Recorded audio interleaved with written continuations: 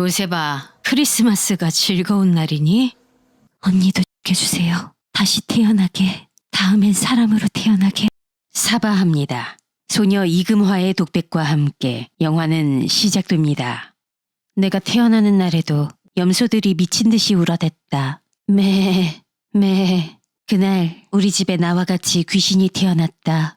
엄마 뱃속에 숨어 있다가 나보다 10분 먼저 나온 그것은 내 다리를 파먹고 살고 있었다. 사람들은 말했다. 그때 그것을 바로 죽였어야 한다고. 엄마는 우릴 낳고 일주일 뒤에 죽었고 아빠는 한 달 뒤에 교통사고로 죽었다고 중학교 올라갈 때 할배가 말해줬다. 그리고 의사의 말은 틀렸다. 그것은 그리 빨리 죽지 않았다. 아직까지도. 1999년 그것이 금화의 다리를 뜯어먹으며 잉태되었고 태어나는데요. 두 아이를 받은 의사는 금화는 정상이지만 온몸이 털로 뒤덮인 채 태어난 그것은 곧 죽을 것이라고 말합니다. 쌍둥이의 부모는 얼마 안 가 사망했지만 그것은 끈질기게 살아남아 조부모의 손에서 그대로 금화와 함께 살아왔죠. 15년이 지난 2014년 사이비 종교의 실체를 밝히고 각 종단의 후원금으로 생활하는 극동 종교문제연구소의 소장 박웅재 목사는 기도만으로 암을 낫게 한다는 아가페 수녀회의 의혹을 제시했다가 곤욕을 치르는 중인데도 불교계에서 두둑한 후원금을 타내기 위해 사이비로 의심되는 사슴동산이란 종교단체를 조사하는 중이죠.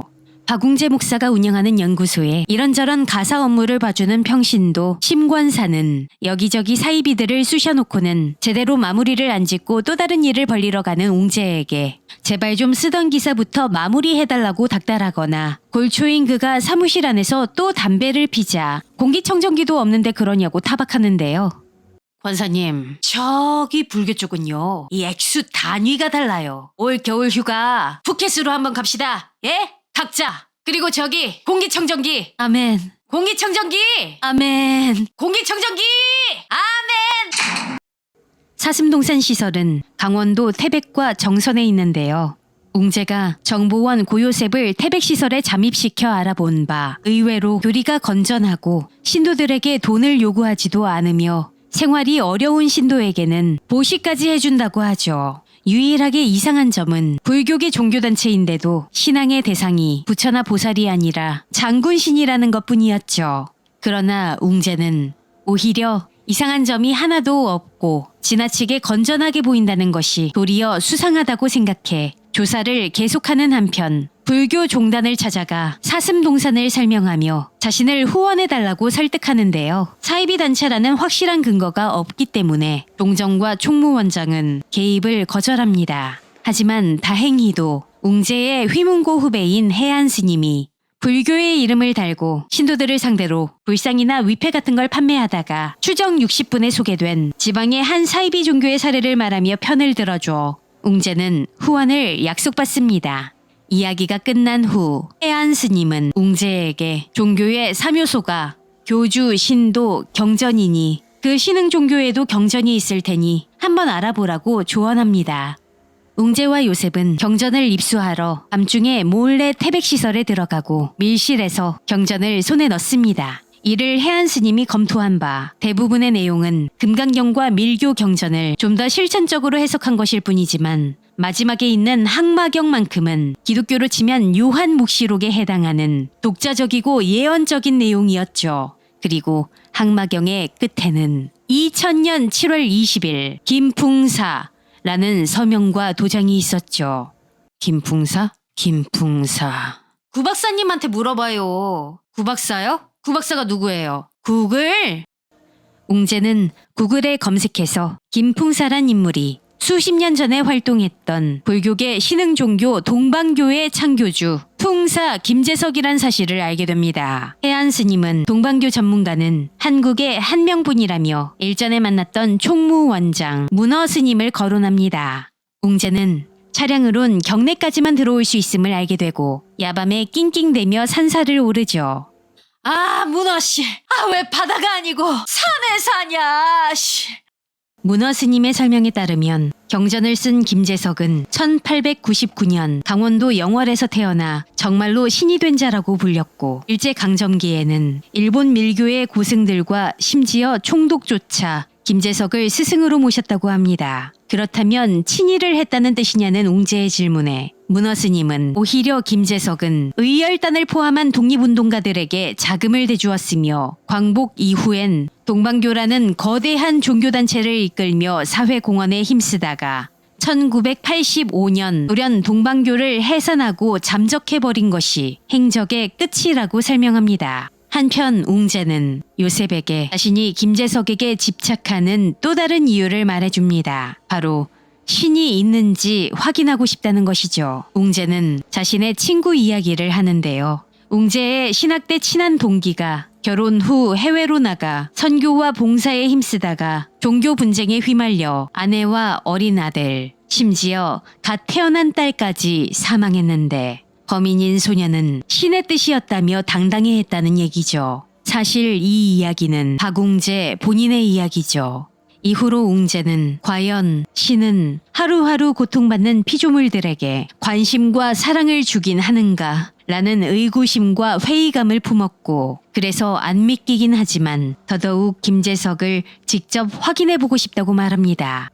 웅재는 최근 영월군에서 여중생을 해한 용의자로 지목됐다. 경찰이 들이닥칠 때 극단적 선택을 한 김철진이 어릴 적 수감되었던 소년교도소를 김재석이 후원했다는 사실을 알고는 해당 소년원을 방문해 후원을 하는데요. 목사님, 네, 내가 여기에 30년 있었는데 이유 없는 후원은 없습니다. 웅재는 김철진을 포함한 아버지를 해한 소년범 4명을 김재석이 입양했다는 사실을 알게 됩니다. 그리고 4명의 출생지 또한 사슴동산 시설이 있는 태백, 정선, 제천, 단양이라는 데에서 항마경이 4명의 이름과 출생지를 은유한다는 사실을 눈치채죠. 웅재는 사천왕이 본래 악신이었으나 부처의 가르침에 귀의해 선신이 되었다는 것에서 착안해 김재석이 소년범 4명을 자신의 사천왕으로 삼고자 입양했다고 추측합니다.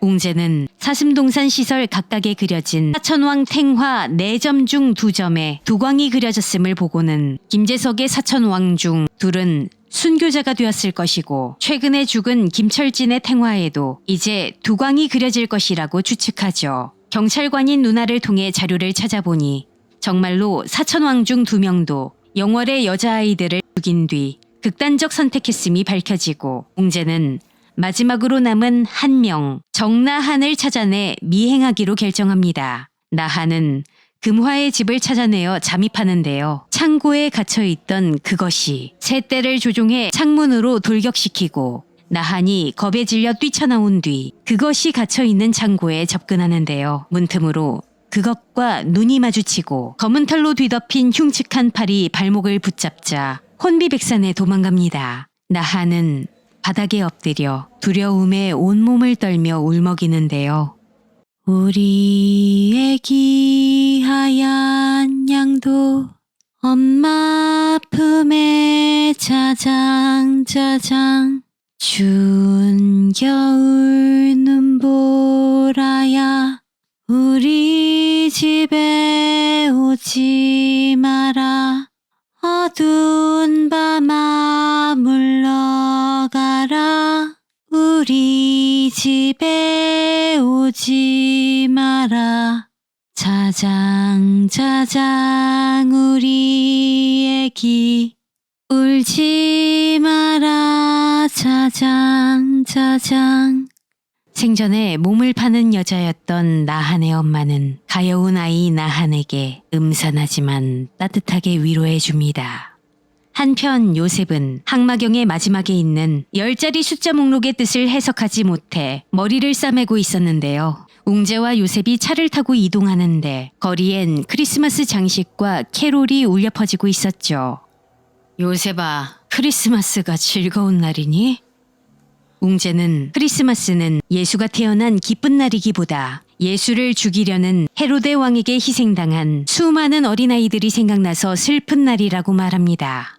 요셉은 이를 듣고는 10자리 숫자가 81명의 주민등록번호 13자리 중 태어난 연도인 99와 성별 코드 2를 제외한 남은 숫자 10자리란 사실을 깨닫습니다. 즉 김재석은 1999년 영월에서 태어난 여자아이 81명을 80일 마군이라 칭하며 소녀들의 주민등록번호를 입수해 경전을 만든 뒤 사천왕에게 그 아이들 중 하나가 미륵을 죽일 뱀이니 모두 해하라고 명했던 거죠.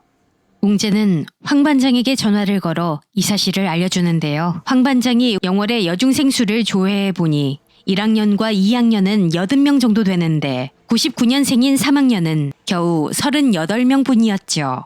사천왕 중 전상범은 산후조리원에 불을 질러 여러 명을 해했고 채태근은 이민간 아이를 캐나다까지 쫓아가서 해하는 등 이미 영월 출생 99년생 소녀들을 거의 다 해했던 것이죠. 3명의 사천왕은 수사망이 좁혀오고 죄책감에 시달리며 결국 차례차례 극단적 선택을 했고 이제 정나한만 남은 상황이었죠. 나한은 본부에서 김재석과 제자를 만나 다시 각오를 다진 뒤 금화를 납치해 산속에서 해할 준비를 합니다. 아저씨, 저 죽는 건 상관없는데요. 이유는 알면 안 돼요? 제가 왜 죽어야 되는지.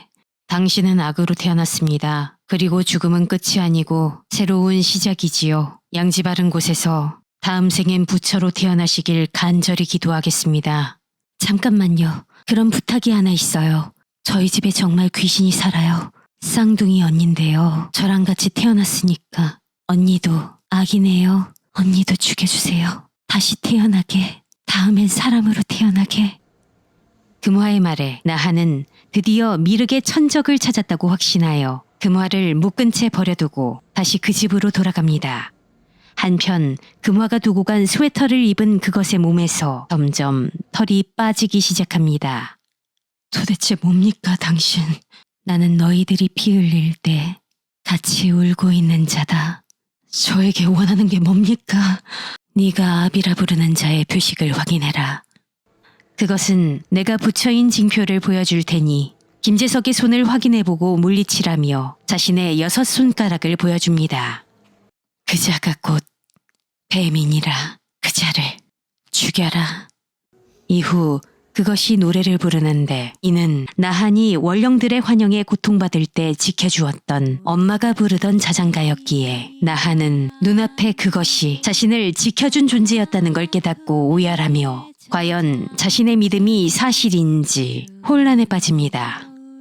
사슴동산 본부로 돌아온 나한은 병상에 누운 김재석의 손을 확인하는데요. 손가락이 5개밖에 없었죠. 나한은 제자와 마주치고 제자는 나한을 사육장으로 데리고 가서 자신이 돌보던 코끼리를 보여주며 코끼리의 눈에서 뭐가 보이냐고 묻습니다. 나한이 그냥 추워하는 것 같다고 하자 제자는 옛 인도에서는 코끼리의 눈을 보고 공포를 느끼면 마음이 악하다는 증거이기 때문에 신하들이 자신을 수양하란 뜻으로 왕에게 코끼리를 바쳤다는 일화를 얘기합니다. 그리고 갑자기 총을 들어 코끼리를 쏴 죽이고 곧바로 나한까지 쏴버립니다. 제자는 나한에게 왜 너는 무섭지 않은 거지? 쏘아붙이고는 자신이 직접 그것을 죽이러 나섭니다.